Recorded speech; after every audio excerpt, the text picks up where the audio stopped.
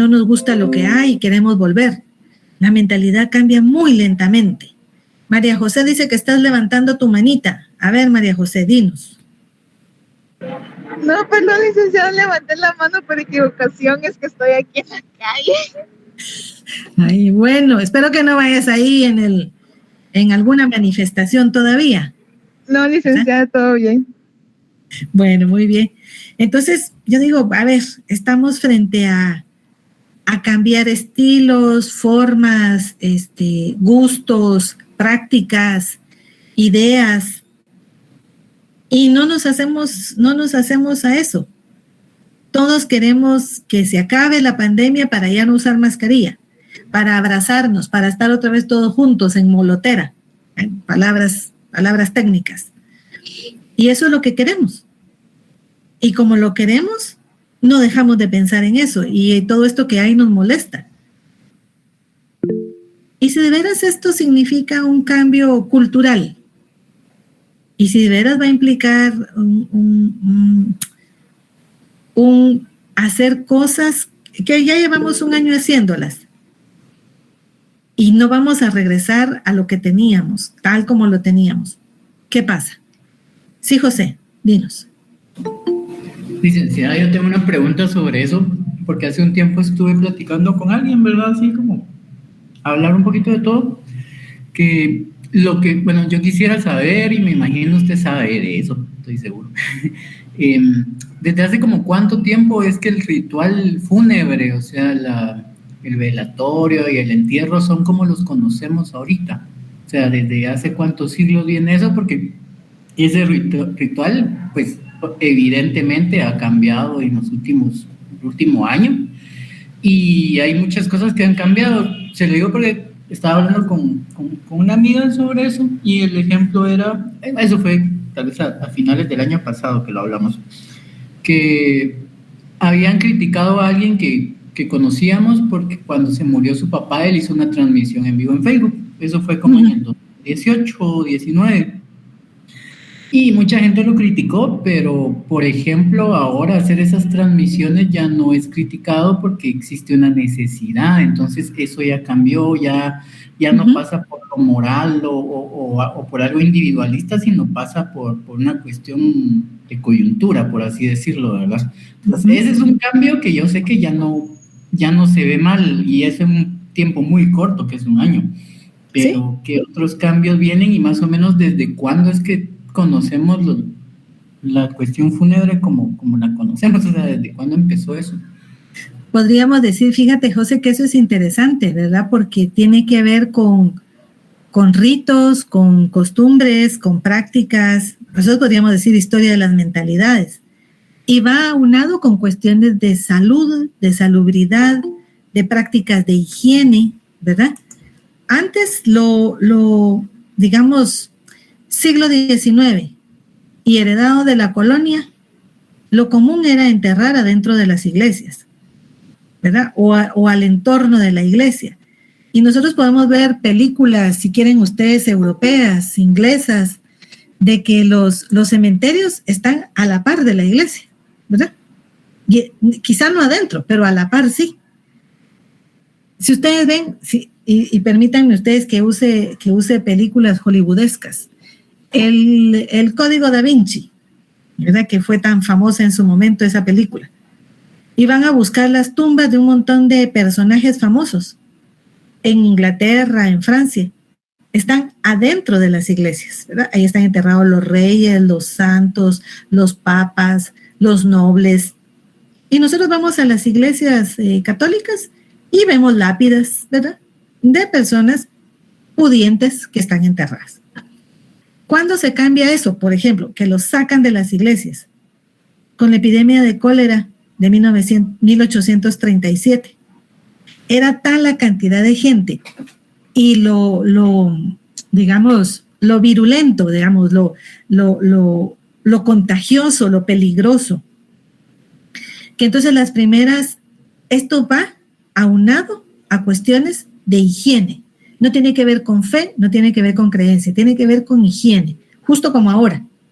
No tiene que ver con tus ritos religiosos, sino tiene que ver con que no te contagies. Y eso fue parte de las caídas de Mariano Gálvez. Entonces, los entierros afuera de la iglesia. Y entonces crear cementerios públicos. No había cementerios públicos. Se enterraban a los alrededores de la iglesia, pero no con un ordenamiento, con un criterio. Y entonces eso cambió. Luego ponte todas las cuestiones de velación. Las velaciones se hacían en las casas, los rituales se hacían en las casas. Pero luego se saca de las casas justamente por criterios de higiene y se pasa a sitios específicos, funerarios.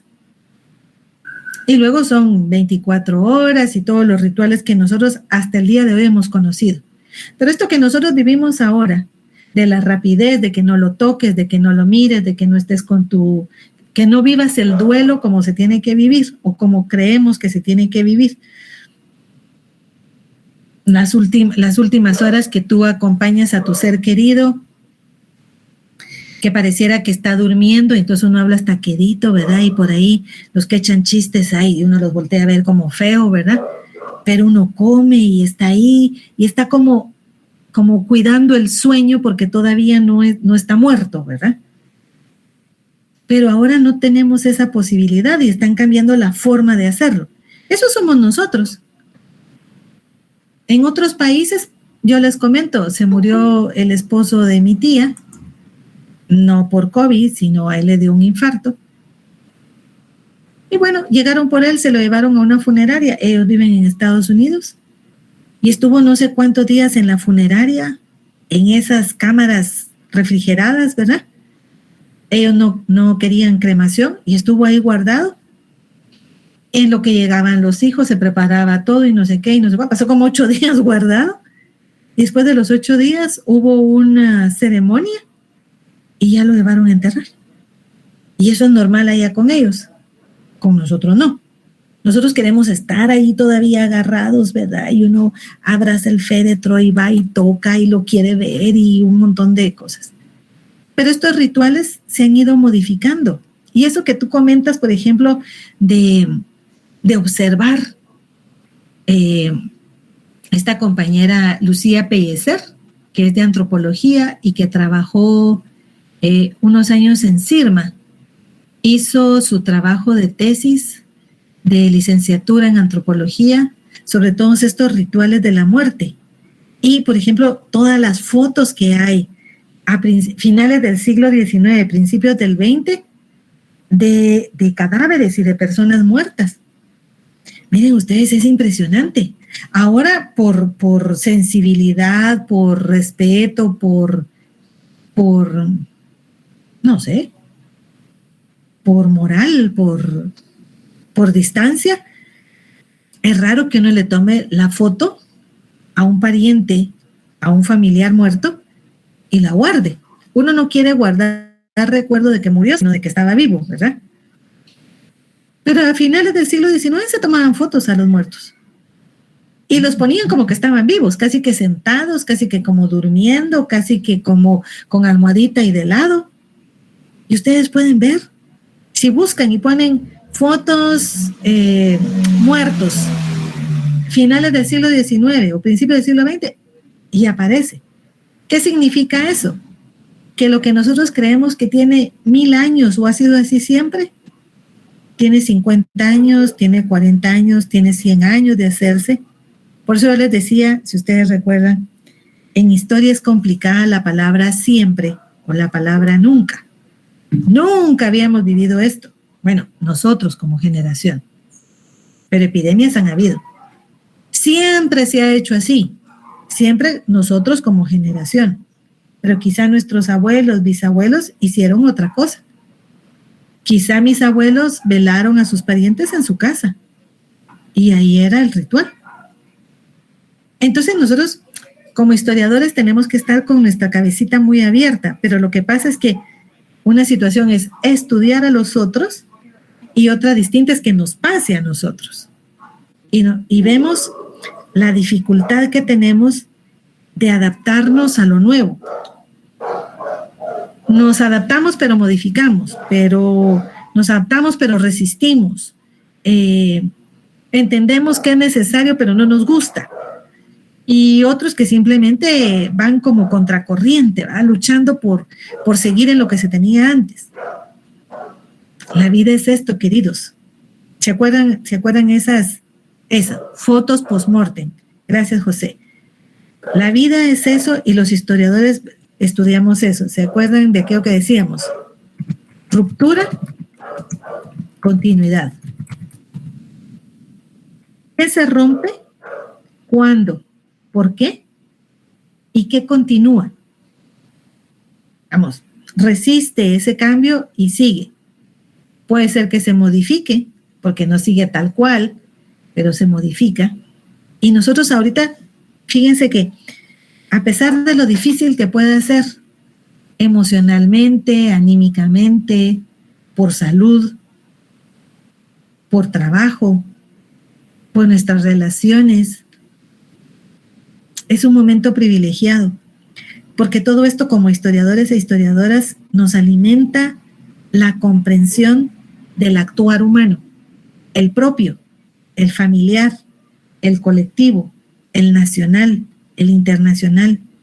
Entonces, nosotros podemos hablar, ahí sí, con experiencia, con conocimiento, de qué significa estar en un momento de transformación. Sí. Rodrigo dice, de las personas es que el señor murió de COVID, es que suceda otra vez. ¿Cómo es eso, Rodrigo? Es que fíjese, licenciada, que esto pasó ya segunda vez, porque la primera vez fue cuando murió el alcalde de Santa María también. Ah, bueno, sí. Entonces ¿sí? Acá, perdón, licenciada, disculpe que como le digo, acá sí ya segunda vez y la gente no hace caso. Acá por lo menos la gente no hace caso. Porque estaba viendo las fotos y sin mascarilla alguna. Y es que fíjense que hay unas cuestiones que de repente, por lo mismo que estamos viviendo ahora, vemos los cambios. En epidemias de finales del siglo XIX, vinieron cambios, yo les contaba creo que en algún momento, en estilos, por ejemplo, de vestirse o del cuerpo. Los hombres tuvieron que rasurarse las barbas, bigotes, afeitarse, ¿verdad? Recortarse esas grandes barbas largas que nosotros vemos, por ejemplo, a Darwin, ¿verdad? Y hay que quitárselas para evitar, digamos, que ahí se alojen, porque es la comprensión que se tiene de la enfermedad, que ahí se alojen, por ejemplo, el mal, los virus, por decirles algo. Y como era una cuestión que tiene que ver con virus, con enfermedades pulmonares, etcétera, como la tuberculosis, entonces las mujeres tuvieron que acortar el largo de los vestidos, porque el largo de los vestidos se arrastraba por el suelo, se mojaban, y ese frío, esa humedad, entonces causaba enfermedades, catarros, gripes, y algunas podían derivar en la muerte. Entonces los vestidos tuvieron que acortar el largo a finales del siglo XIX, fruto de las enfermedades. Digamos, la moda no es así antojadiza que yo diga, ay, sí, hoy voy a ponerme pantalón porque voy a cambiar. Así no es. Sino hay condiciones que permiten que eso sea. A veces se hacen con gusto y a veces a disgusto. Quizá como estamos ahora y como dice Rodrigo, ¿verdad? Ya la segunda vez que pasa, que se repite una escena como estas con otro personaje, ¿verdad?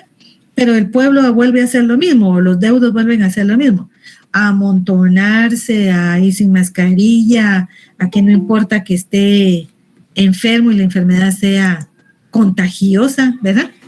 Sí.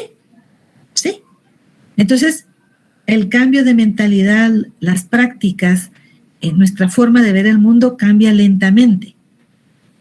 Quizá lo otro cambia más rápido. Ponerle plástico a los buses fue más rápido. Que la gente aceptara tener los plásticos es otra cosa. Quizá ponerme mascarilla es más rápido.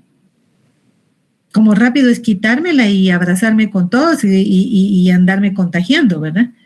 Entonces, queridos, queridas, tenemos un mirador perfecto para contemplar la realidad y para ver cómo esas categorías de las cuales hemos hablado en abstracto digamos, nos ayudan a entender y a ver lo confuso, lo convulso, lo complejo que es el cambio para los seres humanos, para todos es difícil, para todos es complejo.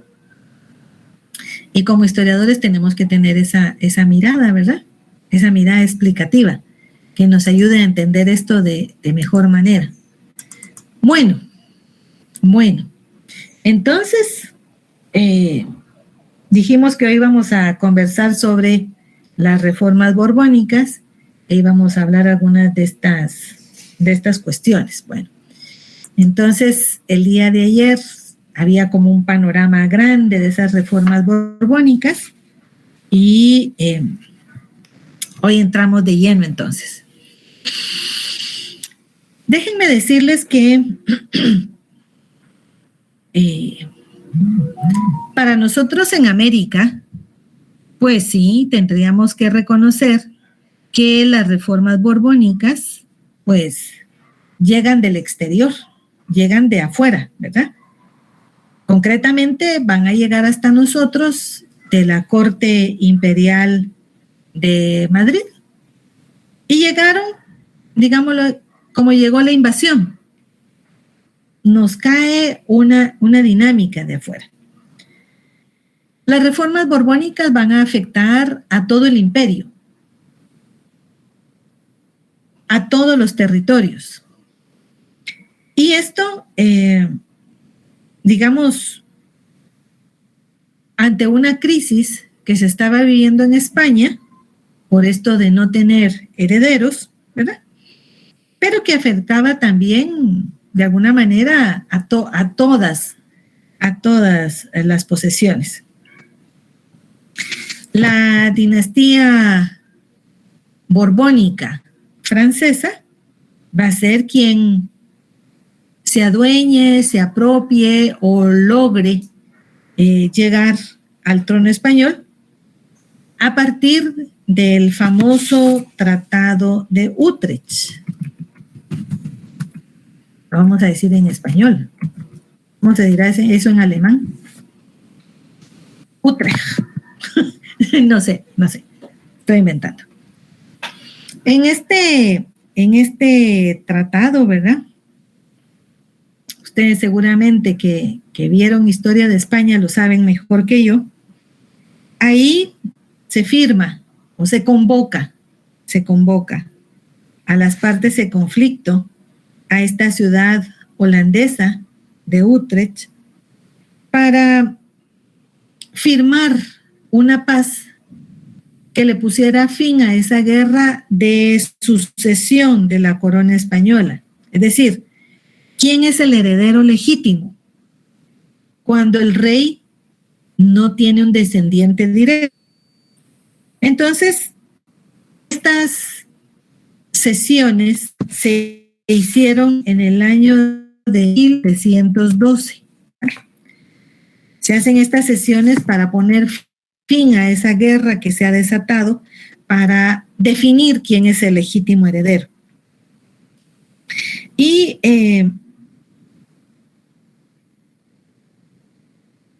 decir que aunque ahí se intenta poner fin al conflicto, pues no es allí donde termina, ¿verdad?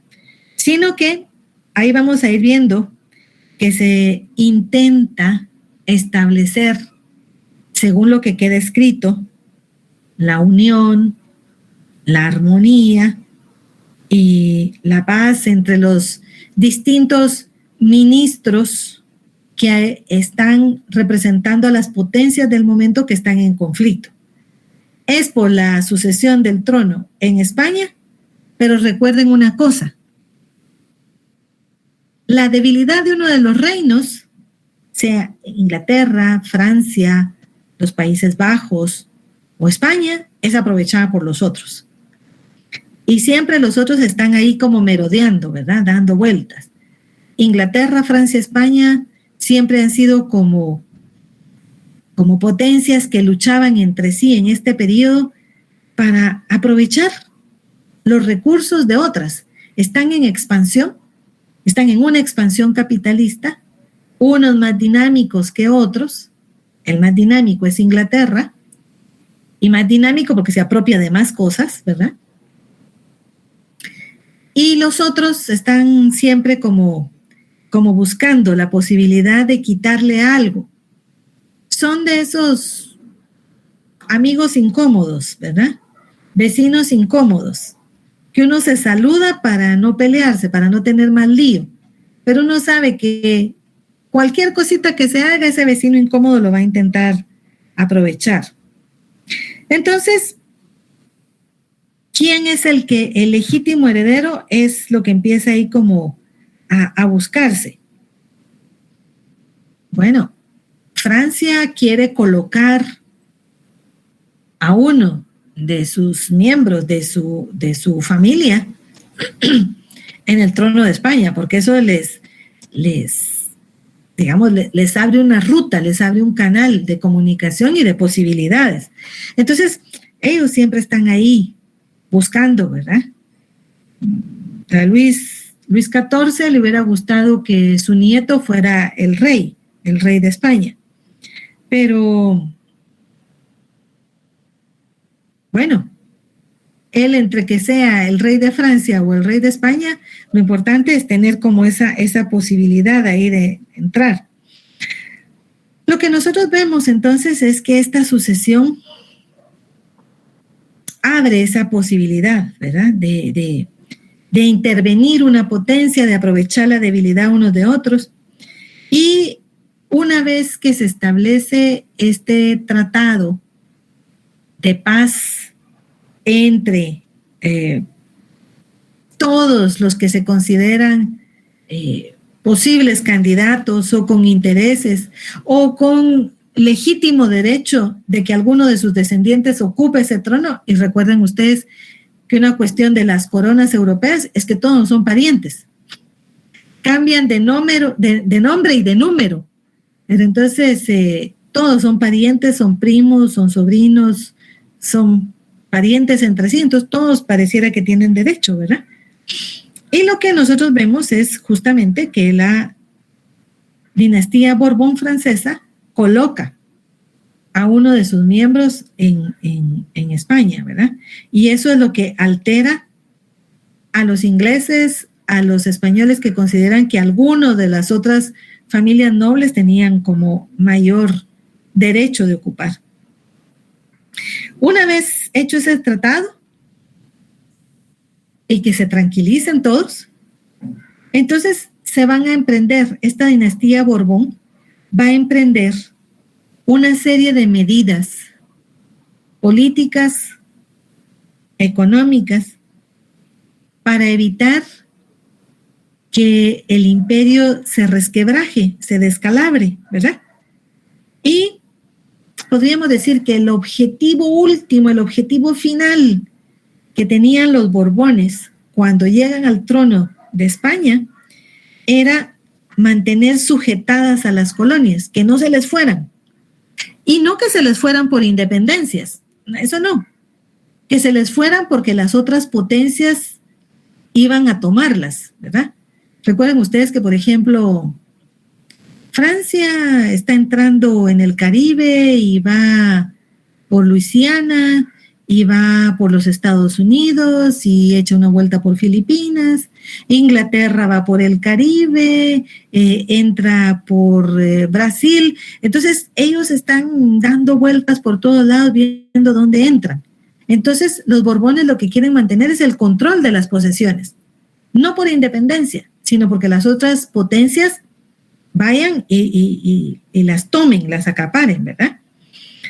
Y esto, por supuesto, con el objetivo de beneficiarse económicamente. Entonces, controlar sus posesiones, controlar sus dominios para extraer esa riqueza y beneficiarse. Eso no hay pierde, ¿verdad? Quieren corregir todas las fugas fiscales. O sea, Aquí nosotros hablamos, por ejemplo, del monopolio comercial. España, con los Austrias, tiene un monopolio y solo permite comerciar directamente y solo permite intercambiar directamente. Pero aquí tenemos que saber una cosa. Las leyes están escritas, se acatan, o sea, se respetan, pero no se cumplen. Eso viene desde acá, desde estos momentos. Entonces hay un monopolio que nos dice cuáles son los puertos, los puntos de salida de las mercancías, los puntos de llegada de las mercancías. Y generalmente entran y salen por ahí. Pero hay una gran cantidad de contrabando en la época. Del comercio legal podemos tener datos. Del contrabando, como es ilegal, solo podemos tener ideas. Es como ahora, podríamos poner ejemplos, ¿verdad? Cuando nosotros éramos chiquitos e íbamos a la universidad y sacábamos fotocopias de los libros. Entonces yo decía, miren este lindo libro, Motines de Indios, pues es muy interesante y necesito que ustedes lean unas páginas. Bueno, generalmente los libros dicen, este libro tiene prohibida su reproducción. Usted solo lo puede comprar, pero no lo puede reproducir por sus medios. Vayan a decirle eso a las fotocopiadoras de la universidad. ¿Se acuerdan cómo funcionaban esas fotocopiadoras? Uno siempre decía, yo por lo menos ya dejé en la fotocopiadora de ahí del medicina, del M no sé quién, ahí están las fotocopias, vayan por ella. Y yo leo y dice, prohibida la reproducción. Estoy haciendo algo prohibido. Esto podría entrar dentro de un contrabando, un ilícito. A los autores les pagan por los libros que se venden, eso que se llaman regalías, ¿verdad? Pero si los libros no se venden formalmente, oficialmente, legalmente, no hay regalías. Uno de los libros más clonados, más fotocopiados, más populares, al menos en nuestro medio y en la Universidad de San Carlos, La Patria del Criollo. 1000 veces fotocopiada. De manera ilegal. ¿Cuántas fotocopias de La Patria del Criollo habrán en Guatemala? No tengo idea. Vamos como para poner ejemplo del contrabando. ¿De cuánto se trata? No tengo idea. ¿Se acuerdan antes de que existiera Netflix y todas estas plataformas que uno iba a comprar películas? Y había lugares donde uno compraba las películas originales, de marca, ilegales. Y una película le podía costar 200, 300 quetzales. Y uno va a su mercado o va con el Buki allá a la mate, 5 quetzales. Y usted ponía su película y los créditos del principio de la película decía, esta película no puede ser clonada, copiada, no sé qué, no sé cuánto, solo tiene derecho de autor y usted, si usted la copia, va a cometer un delito. Y uno está viendo su copia de 5 quetzales. Y el Buki le hacía listado. Quiero la clásica de lo que sea, ¿verdad? Lo que sea que uno quisiera ver ahí. Y él le pedía. Entonces, ¿cuál quiere? ¿Quiere las históricas? ¿Quiere las de Hollywood? ¿Quiere las de Bollywood? ¿Quiere las de premio? ¿Las de Oscar? O sea, a ver, fíjense ustedes ahí para que veamos qué es esto del contrabando. Se hizo un mercado. El mercado es oficial, el mercado es legal. El mercado, la municipalidad lo creó, alquila, renta los locales, usted paga su local, pero la municipalidad sabe que lo que usted está vendiendo ahí es ilegal. Y la policía tendría que llegar a recogerle a uno todo eso que está vendiendo ahí. Y todo es clonado, todo es clonado. Entonces usted tiene ropa que dice aquí una marca que usted sabe que no es. Calcetines de una marca que usted sabe que no es. Libros. Voy a enseñar mis clones más lindos. Miren mis clones. Clonados tal cual. Esta es una fotocopia. Tan, tan. De los de la universidad, pero que parezcan de verdad. Entonces yo quiero un clon bueno. O sea, esto es un contrabando bueno.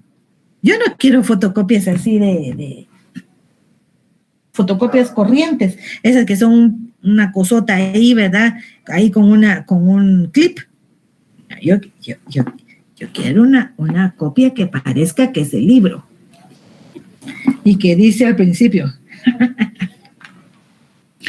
dice, todos los derechos registrados, prohibida la reproducción total o parcial de esta obra, incluido el diseño tipográfico, la portada, por medio de cualquier formato, medio, mecánico o electrónico, sin expresa autorización del editor.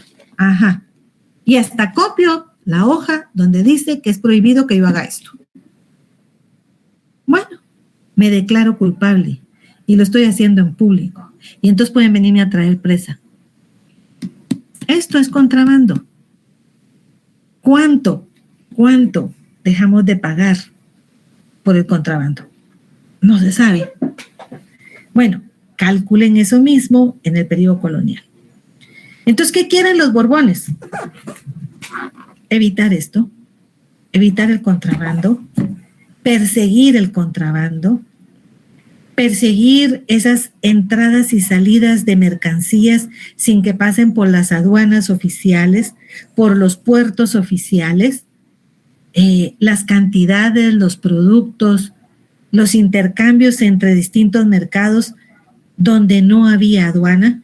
Entonces los Borbones dicen, bueno, muy bien, vamos a corregir toda esa salida de mercancías y de productos que implica que la corona no recibe todos los impuestos.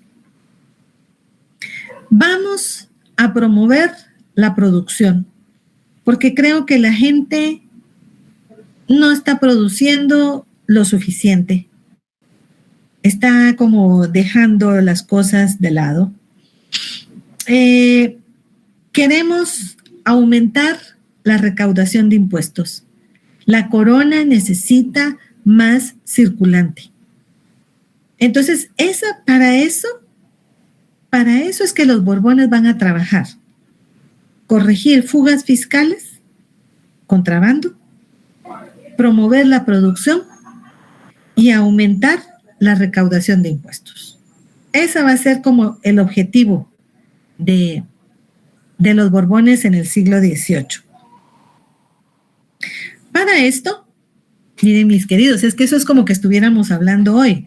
Vamos a corregir el desorden que tenemos de contrabando en Guatemala, de malos procedimientos.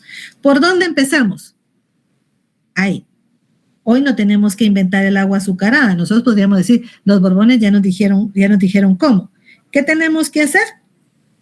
Hay que reformar las instituciones. Hay que reformar las instituciones que existen, porque las instituciones que existen, adentro de las instituciones, están las personas que permiten que pase esto, que permiten la evasión, que permiten el contrabando, que se hacen de la vista gorda, que fingen que no están viendo nada, que les dan un poco de dinero, que ellos son beneficiados de ese contrabando. Bueno, que sale más barato porque entonces no tienen que pagar impuestos. Entonces, primero, ¿qué es lo que hay que hacer? Dicen los Borbones. Tenemos que reformar las instituciones. Bueno, tenemos que cambiar los procedimientos que están viciados. Es decir, a ver, ¿quién revisa? ¿Quién da fe? ¿Quién controla? ¿A quién se le avisa? Cuando se le avisa, ¿qué hace? A ver, ¿cómo se procede en estas situaciones? Y según estos reformadores, porque son reformas, ¿verdad? Según estos reformadores, todos estos males, todos estos vicios se habían incrustado, metido, ¿verdad?, en las sociedades coloniales y sobre todo con los grupos privilegiados. Es que pareciera que estamos hablando ahora, perdonen ustedes. Y sobre todo con los grupos privilegiados que se enriquecían al amparo, a la sombra, como efecto de la debilidad de los Habsburgo. Entonces los Habsburgo no ejercían el poder, que era lo que hablábamos ayer, y permitían que un montón de sujetos actuaran como quisieran a favor propio, no como delegados de la corona, no como funcionarios de la corona, sino que beneficiándose. No hay nadie que me controle, no hay nadie que revise, no hay ningún castigo, no hay ninguna persecución. Démosle, ¿verdad? Démosle. Entonces, había que reformar. Y ellos dicen, bueno, hay que pasar por todo. Por los consulados de comerciantes, por las corporaciones religiosas, por la misma institución del virreinato, hay que revisar, ¿verdad? Y los reformadores le van a apuntar a todos, como dijeron ellos, bueno, vamos a reformar las instituciones. Bueno, consulado de comercio, porque los comerciantes son de esos grupos privilegiados que se están beneficiando. Las corporaciones religiosas son más ricas que la corona y reciben más tributo que la corona muchas veces. Dentro de las corporaciones religiosas, la Compañía de Jesús la tienen en la mira. Y el mismo ordenamiento territorial dicen, creo que los virreinatos no nos están funcionando. Entonces vamos a revisarlo y si es necesario vamos a cambiar todo eso, vamos a darle vuelta, ¿verdad? Entonces, permítanme ustedes que yo les muestre algunas imágenes para que nos hagamos una idea de esto que estamos hablando, ¿verdad? De estos territorios. Entonces podemos decir que van a revisar territorialmente de qué se trata, ¿verdad? Entonces, déjenme ver que esto camine. Ahí está. Entonces, si ustedes recuerdan, digamos, América del Sur era prácticamente, a ver, lo voy a poner aquí. Si pongo ocultar, se quita esto de aquí abajo. Sí, pero ustedes siguen viendo, ¿verdad? Se sigue viendo su pantalla. Sí. Perfecto, muchas gracias. Entonces, por ejemplo, el virreinato del Perú era prácticamente toda esta franja rosada, ¿verdad? Todo. Entonces dicen, a ver, en este enorme, extenso territorio establecieron puntos oficiales, puntos legales de entrada y de salida de mercancías, ¿verdad? Entonces, para Chile por Valparaíso, ¿verdad? Por el Callao, por Tacna, ¿verdad? Por Guayaquil, y tenía que atravesar por el Realejo. Pasaba a veces por Cartagena de Indias. Interiormente, por ejemplo, muchas veces entraba La Plata y atravesaba e iba a salir justamente por el río de la Plata. y ellos intentaban evitar este tránsito y que saliera directo, pero a veces no se lograba. Entonces, lo que ellos decían es, en este enorme territorio hay que revisar cómo está organizado y, de ser posible, dividirlo, separarlo, para que entonces haya un mejor orden. Entonces, por ejemplo, aquí pueden ver ustedes, está la Capitanía de Venezuela, que podríamos decir, comparte con el Reino de Guatemala la misma condición. ¿Cuál es la condición de una capitanía? Las capitanías tienen una condición defensiva. Las capitanías se fundan para defender territorio. Entonces, la Capitanía de Venezuela, como la Capitanía de Guatemala, es para defender un territorio. Entonces, su función es militar. Por eso, al frente de las capitanías hay un militar, un capitán general, que es distinto a los virreinatos. Digamos, nosotros llamaríamos ahora, es un civil, ¿verdad? En las capitanías es un militar. Porque son puntos de entrada o puntos débiles, pero que permiten la entrada a territorios mucho más ricos. Entonces, esto está a veces más despoblado, más desprovisto, y son lugares peligrosos. Y nosotros lo podemos ver aquí, por ejemplo, la Guyana. Hay francesa, holandesa, entraron los portugueses. Entonces, esto es como una pérdida para España, ¿verdad? Ese control. Otra, déjenme ver si esto avanza. Está. Entonces, aquí podemos ir viendo caminos internos, ¿verdad? ¿Por dónde van los caminos internos? Bueno, por Santa Fe de Bogotá, que luego se convierte en Bogotá, digamos la capital. Popayán, Quito, Trujillo, Lima, a la orilla del mar, ¿verdad? Arequipa, la Ciudad Blanca. La Paz, pero aquí hay que subir. Santa Cruz, esto ya es casi que lo último que hay conocido. Potosí, donde está la mina, y aquí ya vamos camino de la salida hacia Buenos Aires. Toda la Patagonia era tierra desconocida, ¿verdad? Era tierra desconocida, recuerdan ustedes, ¿verdad? Esto que está en café era tierra desconocida, y esta es la parte que le toca a Portugal, la parte gris, ¿verdad? Y que Portugal organiza tu conquista, podríamos decir, partiendo de la costa. Todas las ciudades están en la costa, y todas las ciudades que ellos van a fundar están en la costa. Ellos no van a entrar por una cuestión, podríamos decir, práctica. Recuerden ustedes que los portugueses, su gran objetivo es extraer la riqueza, pero quizás no colonizar en el mismo estilo que los españoles. Entonces los portugueses tienen factorías en África y en América solo para extraer la riqueza que está muy cercana a la costa. La riqueza muy cercana a la costa africana son las personas, y ellos van a ser los traficantes de esclavos, ¿verdad?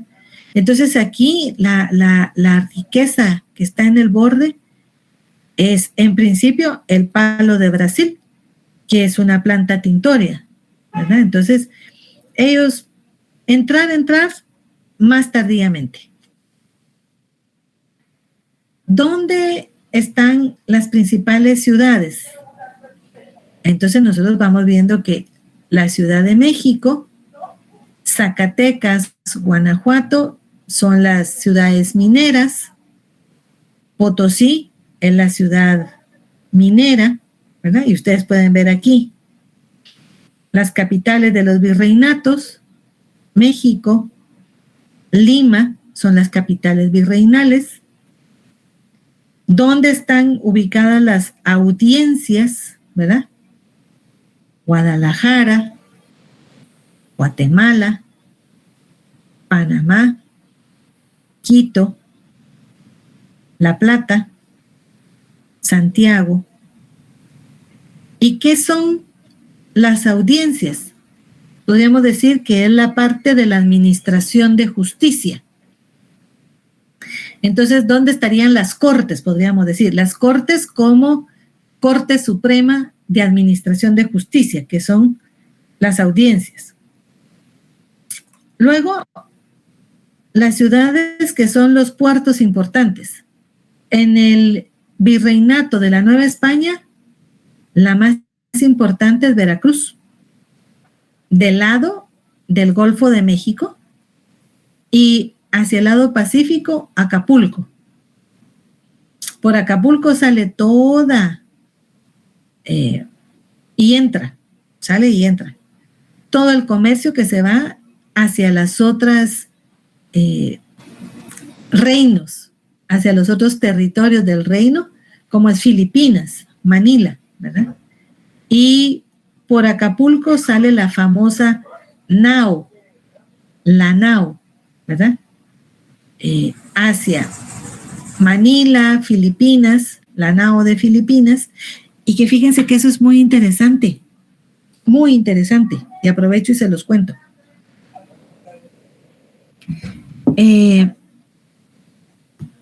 Por Filipinas entra para América unos productos que nosotros hasta el día de hoy conservamos el nombre, aunque los productos pues ya cambiaron su calidad. Lo que nos entra es todos los objetos de China, platos, tazas, vasos, floreros, fuentes, azafates, ¿verdad? Y viajan ya internamente por toda América. Y de América se van ciertas cosas para Manila, para Filipinas. Otra cuestión que viene, además de los artículos de China, y que nosotros terminamos diciéndole platos de China, ¿verdad? A los que son, por ejemplo, de vidrio, para distinguirlos de otro tipo de plástico, por ejemplo, de otro tipo de platos o de otro tipo de utensilios, como de plástico o de barro o de madera. Entonces, un plato de China. A veces no son ni de la China, ni son de vidrio, ¿verdad? Ahora son de Dollar City y vuelven a ser de la China, pero en este momento está entrando toda esa utilería, podríamos decir, por Acapulco. Y lo que intentan las leyes de los Habsburgo es que la plata del Potosí que sale aquí por el Callao para atravesar e irse a España, intentan por todos los medios que no vayan a llegar a Acapulco y se vayan por las Filipinas, porque al dar esta vuelta, la plata del Potosí ya no llega a España, se queda en el camino.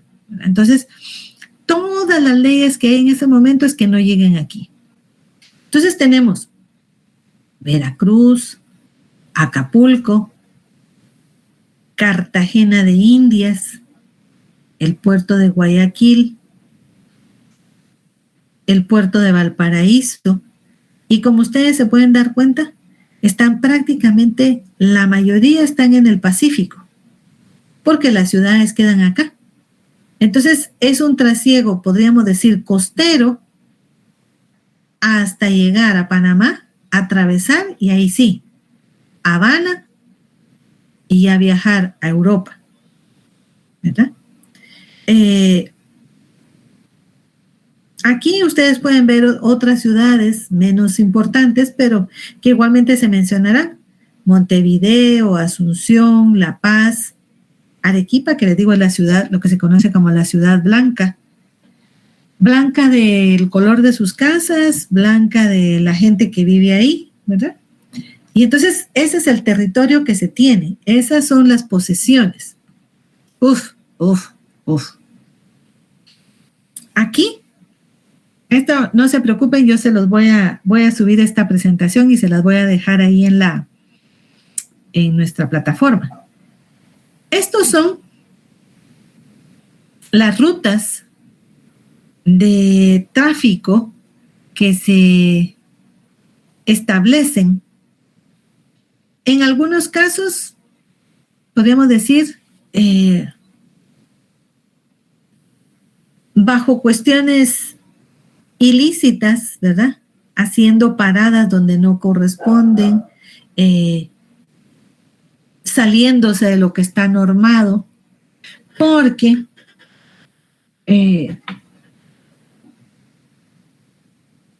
cuando se empieza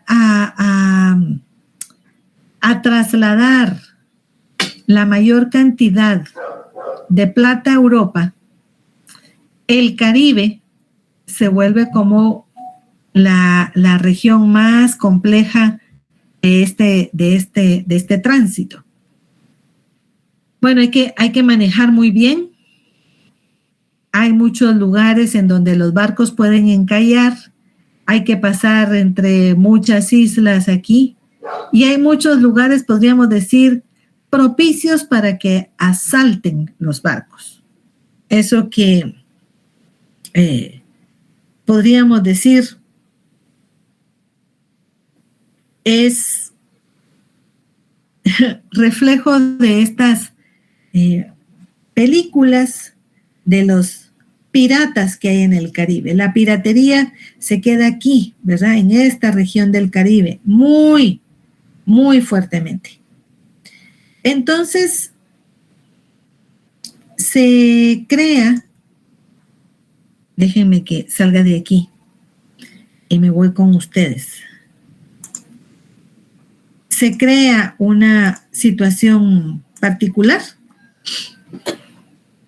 para poder llevar las mercancías con bien a Europa, que se va a llamar la carrera de Indias.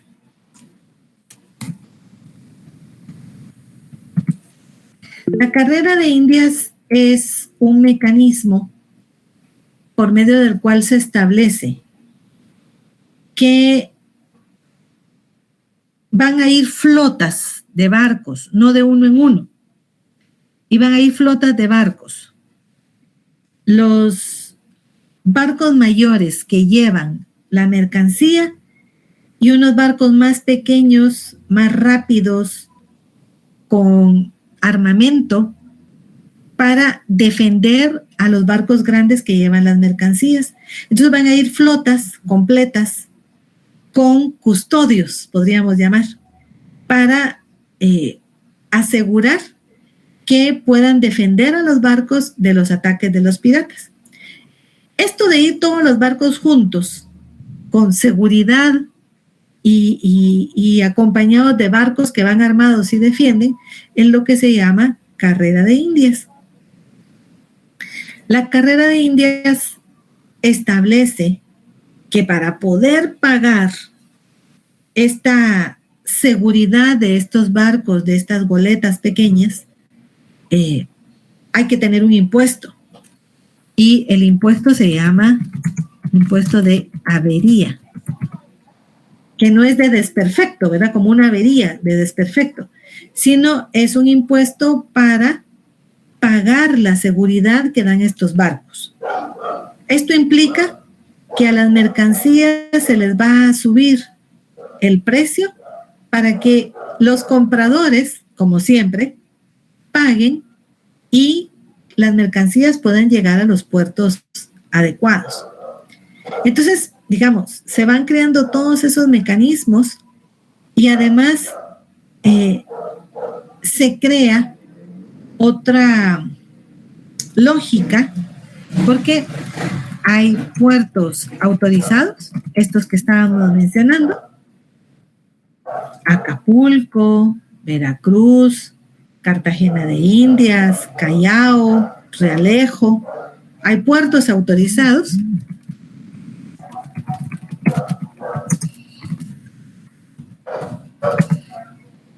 Acapulco, Realejo, Callao, esto es en el Pacífico,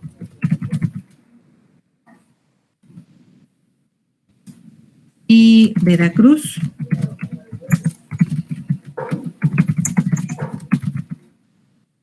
Cartagena de Indias en el lado Atlántico. Pero como los barcos se pueden arruinar, pueden tener algún desperfecto, se pueden dañar, existe una posibilidad de atracar en puertos no autorizados y esa posibilidad se va a llamar arribada forzosa.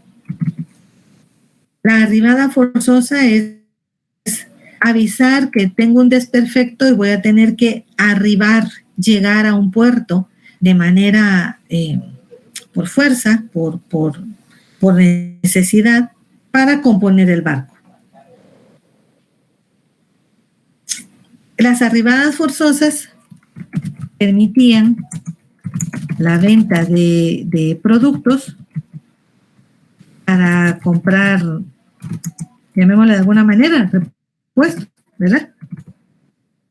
O los materiales necesarios para componer los barcos. Esa era otra opción de contrabando. Muchos argumentaban arribadas forzosas y no había tal. Era un intento de vender y de comprar, de parar en otro lugar donde no coincidiera. Entonces, digamos, los Borbones dicen, bueno, tenemos que revisar bien esto, en dónde están entrando, cuáles son esos puertos principales, quiénes controlan las entradas, cómo van pasando. Entonces, está establecido todo el marco legal, pero tenemos que ver que ese marco legal se cumpla. Y para eso vamos a poner visitadores, supervisores, administradores que regulen y que revisen esto. Bueno, preguntas, porque ya se nos llegó la hora.